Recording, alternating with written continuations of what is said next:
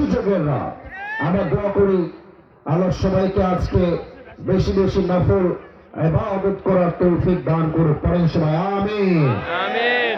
আমি যা দেখতে পাচ্ছি আজকের মাহফিলের চিত্র বামে ডানে এবং সামনে, যদি আমার চিন্তা ভুল না হয়, আমি যদি ভুল না করি, তো আমার মন বলছে আজকের মাহফিলে যত শ্রোতা এসেছে তার 90% বেশি করে টুকরা যুবক ভাই আজকের মাহফিলে এসেছে।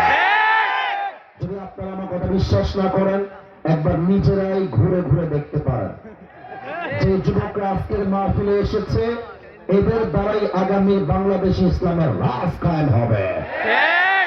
এবং আমি এটা বিশ্বাস করি বগুড়ার সুলপুর কিন্তু সাধারণ সুলপুর নয়।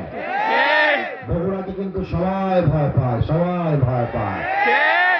আপনি সব জায়গায় উল্টা পাল্টা করে ছাড় পাবেন, বাট বগুড়ায় উল্টা পাল্টা করলে কি পরিমাণ ছাড়বে কথা বলা হয় না।